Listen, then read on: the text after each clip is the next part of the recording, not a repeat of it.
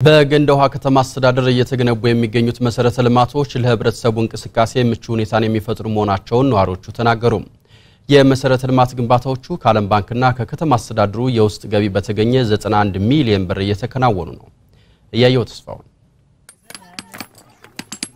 ገንደ ውሃ ከተማ ለምዕራብ ጎንደር ዞንና ለመተማ ወረዳ አስተዳደሮች መቀመጫ የሆነች ከተማ ናት። አካባቢው የእርሻ ኢንቨስትመንት የሚከናወንበት መሆኑና ከጎረቤት ሱዳን ጋር የሞቀ የንግድ እንቅስቃሴ የሚካሄድበት ቀጠና መሆኑ ለከተማዋ ልዩ የማደግ ዕድልን የሚፈጥር ነው። ይሁን እንጂ እስካሁን በከተማዋ አስፈላጊው መሰረተ ልማት ባለመሟላቱ በተለይ በክረምት ወራት ለጎርፍ የሚዳረጉና ከመኖሪያቸው ተፈናቅለው የሚከርሙ ወገኖች በርካታ ስለመሆናቸው ነዋሪዎቹ ያስረዳሉ። የጎርፉ መጠን እዛ አካባቢ በጣም ከፍተኛ ጎርፍ አለ።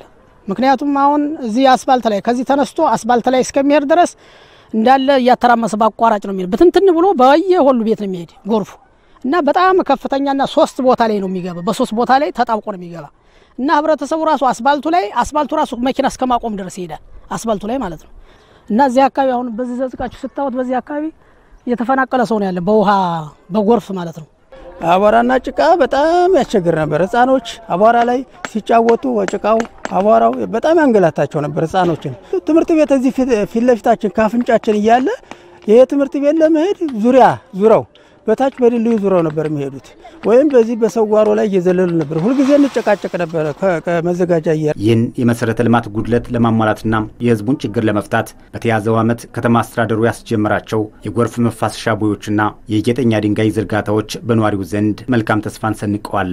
በጣም ደስ የሚል ነው። ከተማ አስተዳደራችን ከምን ጊዜውም በበለጠ በተሻለ ሁኔታ እየሰራልን ነው።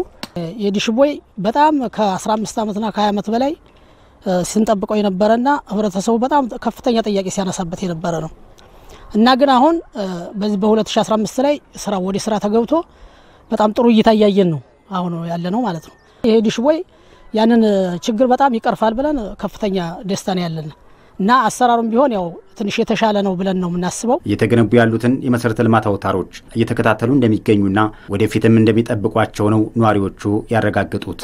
አሁን እኔ የመንገድ በዚች አካባቢ ከዛ ከእንትን ጀምሮ እቺ መንገድ እስከምታልቅ ድረስ እየተከታተልኩ ነው። አብረን አሁን ያሉ ሽማግሌዎችም አሉ አብረን እየተከታተልን ነው። ተሳትፎ አለን። የመንግስት ሀብት አይደለም መንግስት ሰራልን እንጂ የኛ ሀብት ነው። ለኛ ነው አገልግሎት የሚሰጠው ማለት ነው። የከተማዋን እድገት ለማፋጠንና በህብረተሰቡ ይደርስ የነበረውን ችግር ለመፍታት ያለመ የመሰረተ ልማት ስራዎች እየተከናወኑ እንደሚገኙ ገልጸዋል። የከተማ አስተዳደሩ ከተማና መሰረተ ልማት ጽህፈት ቤት ኃላፊ አቶ ተካልኝ ማዘንጊያም የከተማችን መሰረተ ልማት የተሻለ ሁኔታ ለማድረስ በዚህ ዓመት አዲስ 18 ፕሮጀክት ጥገና ደግሞ 5 በጥቅሉ 23 ፕሮጀክቶች እየተሰሩ ነው ያሉ። ከዚህ ውስጥ ኮብልስቶን አለ፣ ዲሽ አለ፣ ጠጠር መንገድ አለ፣ የትምህርት ግንባታ አለ፣ የወጣቶች መዝናኛም ይገኛል አብሮ ማለት ነው። በተገቢው ክትትል እየተደረገ ነው ያለ።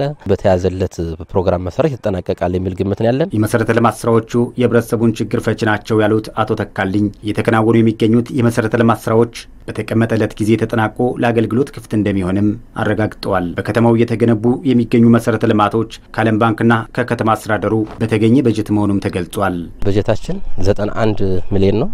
የበጀት ምንጩም ከዓለም ባንክ ከመደበኛ ኮብልስቶን እና ደግሞ ከማህበረሰቡ የሚሰበሰብ ከውስጥ ገቢ ተለይ አሁን የምንገኝበት ቀጠና በጣም ጭቃና መዘጋ የሆነ ነው። የቅድሚያ ሰተን ነው እየሰራን ያለን። የማህበረሰባችን ችግር የዚህን ቀጠና 100% ይፈታል የሚል ሐሳብ ነው ያለን። በስራ ሂደቱም ለበርካቶች ስራ ዕድል መፍጠሪያ መሆኑን ነው ከከተማ አስተዳደሩ የተገኘው መረጃ የሚጠቁመው።